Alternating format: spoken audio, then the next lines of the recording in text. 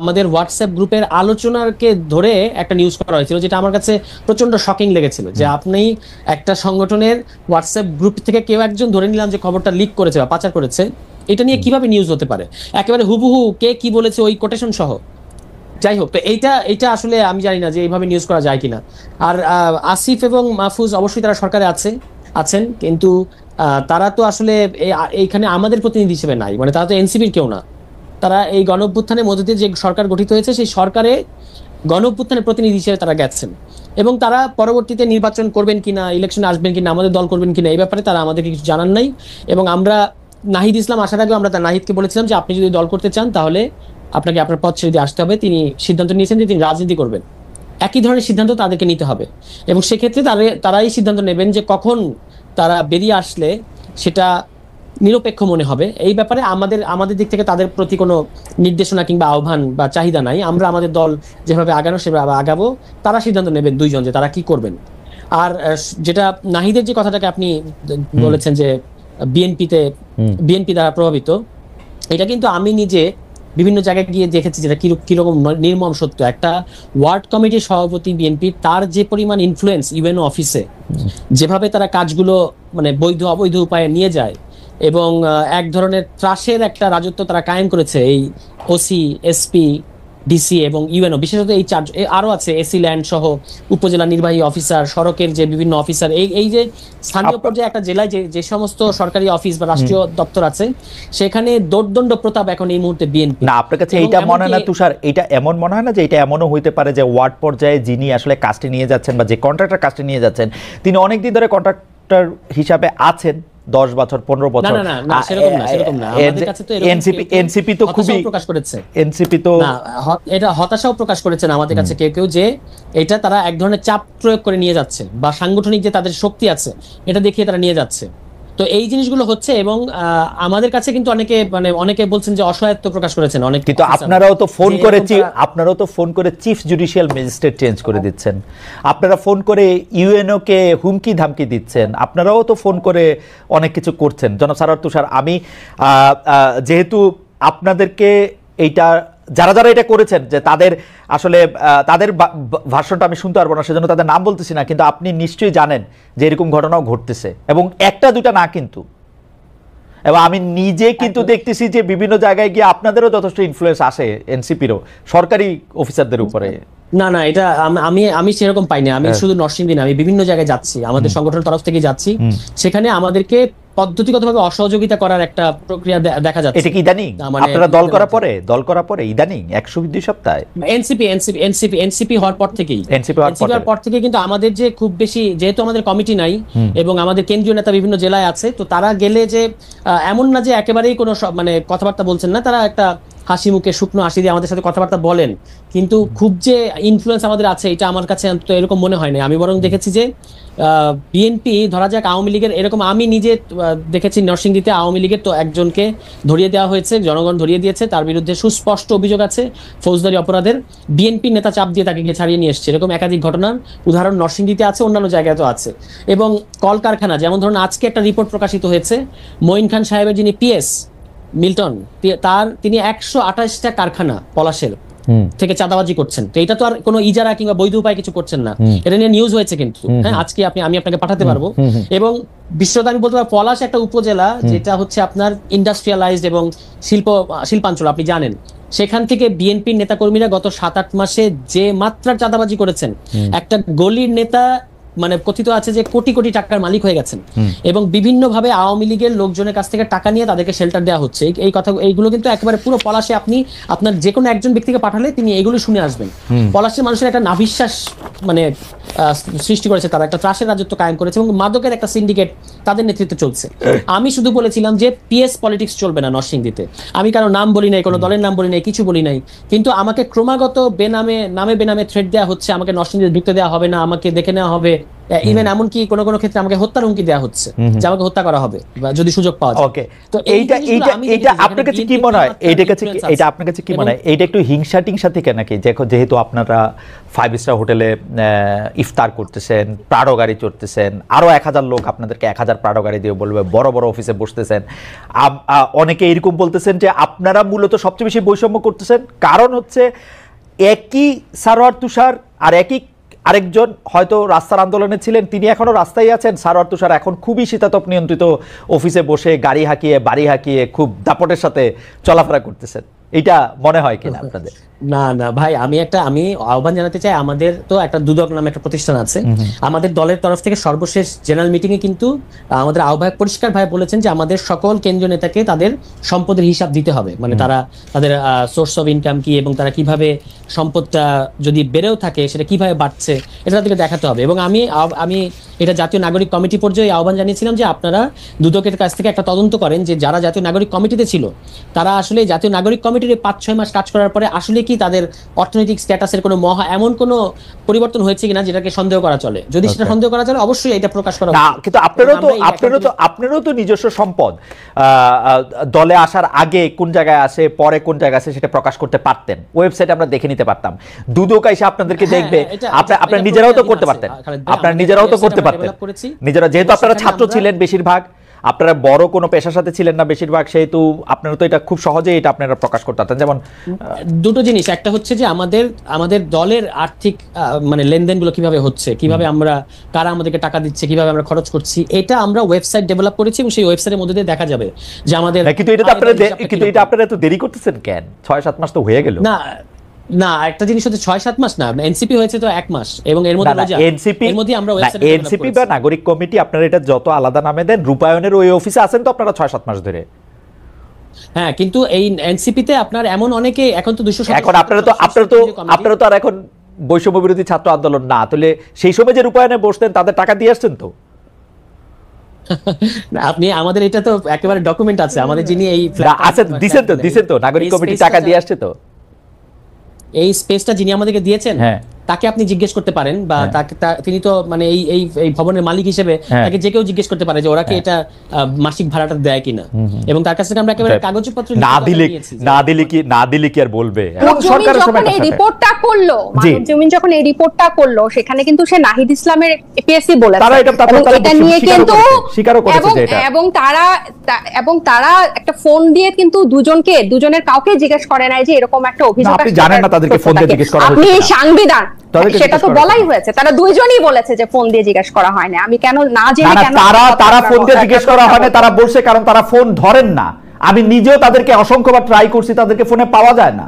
এইটার মানে না কিন্তু তাদেরকে জিজ্ঞেস করা হয় নাই, they are not available। না না, এটা মানে এটা কিন্তু দুইটা কথা, এটা কিন্তু দুইটা কথা। না, তাদেরকে ফোন দিয়ে জিজ্ঞেস করার অনেক চেষ্টা করা হয়েছে, আমি জানি। আপনি তো তাদের বিরুদ্ধে কোনো ধরনের রিপোর্ট করেন নাই, কিন্তু যে সাংবাদিক দায়িত্ব নিয়ে এই ধরনের রিপোর্ট করবে তার তো একটা দায়বদ্ধতা আছে। টেকনিক্যালি উনি এপিএস ছিলেন না নাহিদ সাহেব চলে যাওয়ার পরে উনি এপিএস হয়েছেন। Not technically it was his PS, এটা তো এখন বর্তমান যে আরপিএস, এবং সেটা দুই পক্ষই,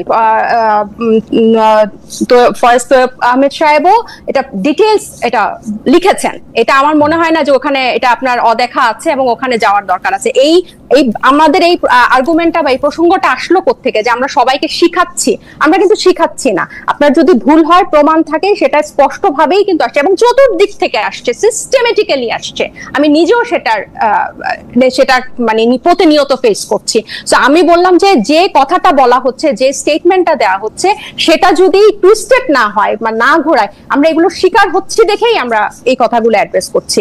এবার আপনি যেটা পরের প্রশ্নে যেটা গেলেন, যে আমি যখন আপনার অনুষ্ঠানে গত লাস্ট বারে এসেছিলাম, যে আপনারা বলেছিলেন যে এটা আমরা রেগুলার বলছি, এটা অস্বীকার করার উপায় না, যেটা আমাদের যথেষ্ট দেরি হয়ে গেছে, অনেক দেরি হয়েছে। এবং যেহেতু প্রতিদিন দলে এগুলো নিয়ে কথা হচ্ছে, মিটিং এ থাকছি, সো এটা আমি বুঝি যে এটা কতটা একটা জটিল প্রক্রিয়া একটা নতুন দলের জন্য। কারণ এই গঠনতন্ত্র বা ফিনান্সিয়াল পলিসি, এটা কিন্তু মানে বেসিক, এটা একদিন দুই দিনের জন্য না, এটা কিন্তু পুরো দীর্ঘমেয়াদী একটা ব্যাপার হবে। এবং এই ক্রাউড ফান্ডিং এর মাধ্যমে যে আমাদের ফিনান্সিয়াল পলিসি এবং এটা ট্রান্সপারেন্ট ওপেন করা একটা ওয়েবসাইটের মাধ্যমে এগুলোর ড্রব্যাক গুলো নিয়ে কাজ করাটা, আমি এটা অস্বীকার করবো না যে এটা একটা দীর্ঘসূত্রিতার মধ্যে পড়েছে, কিন্তু দেরিটা আসলে আমি বলবো যে এটা টেকনিক্যাল। কারণ গতকালও আমি সারাদিন হচ্ছে পার্টি অফিসে ছিলাম, এবং টেকনিক্যাল এই কারণে বলবো যেহেতু আমাদের 217 জন সেন্ট্রাল মেম্বার, বা আপনি বলেন 200টা পরিবার থেকে উঠে এসেছে, 200টা সেক্টর থেকে উঠে এসেছে, এবং আমাদের জেনারেল বডির সবার মতামত এটাতে অনেক বড় একটা প্রাধান্য রাখে। সো দেখা যায় যে কোনো একটা মতের প্রেক্ষিতে এটার ক্ষেত্রে এটা হবে, তখন আরেকবার এটা গঠনতন্ত্র টিম আবার এটা এই প্যানেলের সাথে বসে এটাকে আবার ঠিক করতে হচ্ছে, বা আরেকজনের এইটা এই ফিনান্সিয়াল পলিসিটা, মানে একদম আমি বলবো না যে এটা আসলে দায়সারা হয় বলার জন্য যে ফাইনাল টাচ চলছে, আমি বলবো যে এটা সবার সম্মতিক্রমে পাশ করানো বা বের করে আনাটাতেই সময়টা লাগছে, এবং এটা খুবই যুক্তিসঙ্গত, এবং এটা খুবই যুক্তিসঙ্গত। কারণ কি দল থেকে বেতন নিচ্ছেন? না, এটা তো এরকম তো হচ্ছে না, উল্টা আমাদের ম্যাক্সিমামই হচ্ছে কিন্তু চাকরিজীবী। আমাদের মানে আমাদের মিটিংগুলো হয় রাতে। নাহিদ ইসলাম সাহেব এখন কি করেন?